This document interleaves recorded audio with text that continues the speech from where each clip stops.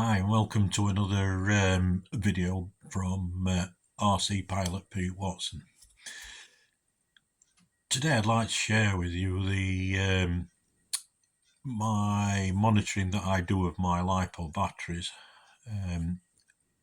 I think it's important, or I feel it's important, that we follow both the lives and internal resistance. The reason for this being that the Lipo battery, as we know, doesn't last forever, and any sort of severe peaks in internal resistance is usually an indicator that the lipo is coming to the end of its life.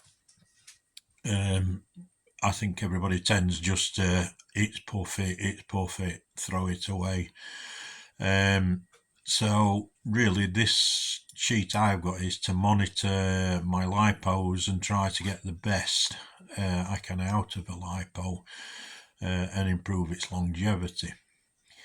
It is only my opinion, and just I'm sharing, but I'm sure one or two of you out there may have different opinions, which is fine for me.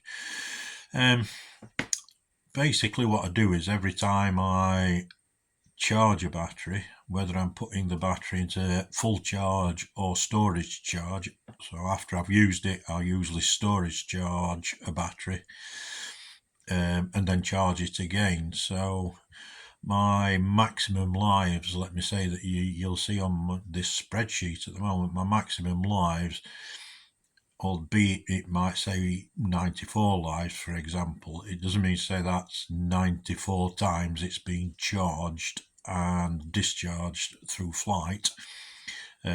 It's actually so let's say a battery at 94 would be 47 cycles, so it would be just 47 uses, let me say, because as I say, I've charged this, used it, and charged again to storage charge. So one flight, discharge flight, tends to be 2 cycles on my spreadsheet, or 2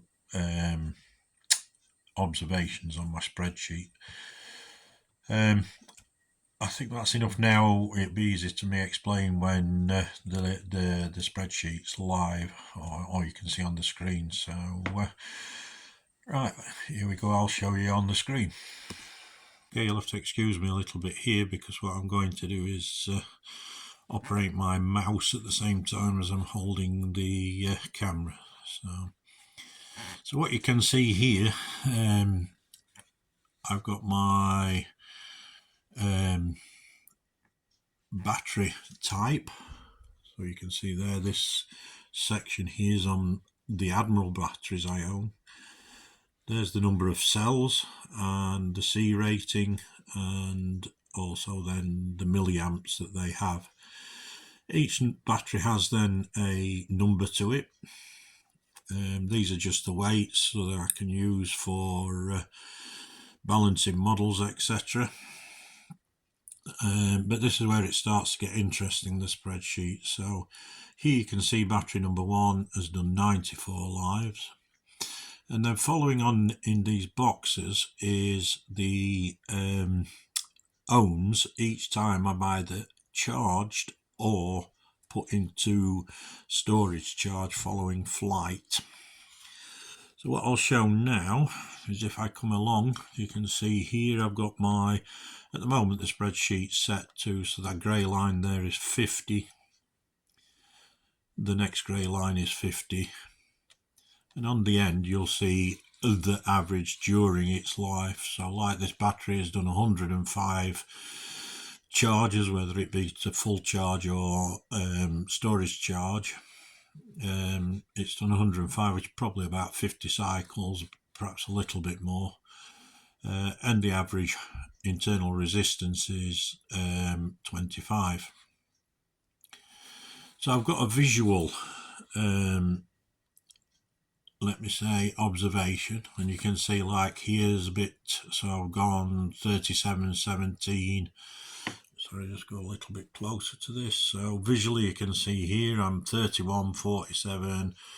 So there's quite a few troughs and peaks in this because the internal resistance measurement is only as good as the connectors.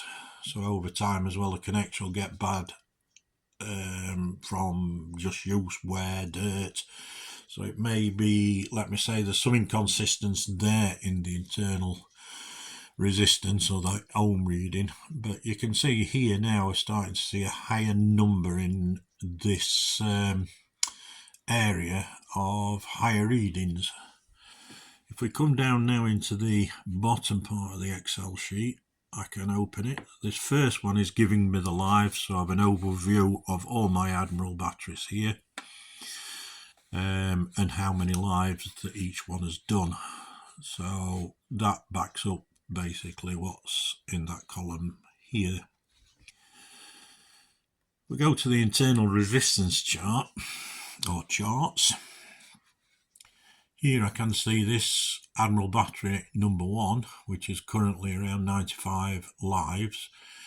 Although we're having quite a few troughs and peaks here, or more peaks than troughs, you can see that the general trend line is dropping a little bit. So although I have had nearly 100 cycles out of this, again, not fully charge, discharge, discharge, there's some in there where I've gone back to only storage charge, but you can see that the trend line is actually is still lowering, let me say. So even though we've had all those troughs and peaks, the average is around sort of the probably around 30 ohms on average. Now, if you remember a minute ago I was talking about the second battery with 105 lives on it, you can see a little bit more now here where there's a lot more undulations and fluctuations, and the trend line is increasing. So it's, let me say, this battery now is, although it's not puffed, this battery already in use, I know, is not giving the performance it used to give.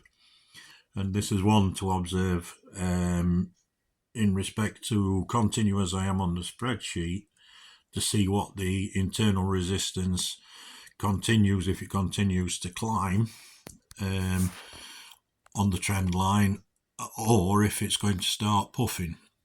Also, I look in how many milliamps has gone back in when I'm charging a battery like this, because again, that's an indicator of the let's say quality of the Lipo and whether I'm actually getting a full charge back in it. So again, in this system I've got using the spreadsheet and how I look at my lipos, it is a guide. There's nothing, let me say, that if you want to go into the chemistry and the way that they would do this in a laboratory, it would be a lot more scientific than what I'm doing it, but at least it's an indicator, and I can see where I've got to look at certain batteries. This one definitely I'm keeping a close eye on now. You can see lower down on the sheet, I'll drop down all the charts of the Admiral batteries. You can see some charts don't have trend lines on. I generally put the trend lines on around 40, after 40 cycles. So this one is another particular one to look at. So Admiral 9, I'm keeping a close eye on that. Again, there's a lot of troughs and peaks at the moment, and there's getting more peaks than troughs, which is putting the trend line up. So Admiral 9's another one to look at. This one, although the trend line's going up, the troughs and peaks are pretty much concentrated around sort of the early stages, perhaps a little bit here as well. And again, this might just be that over this period I've changed charges or something like that, which is what actually reads the internal resistance. So it may be that it's reading it a little bit different, but again, it's just a guide for me just to have a look at how the batteries are doing.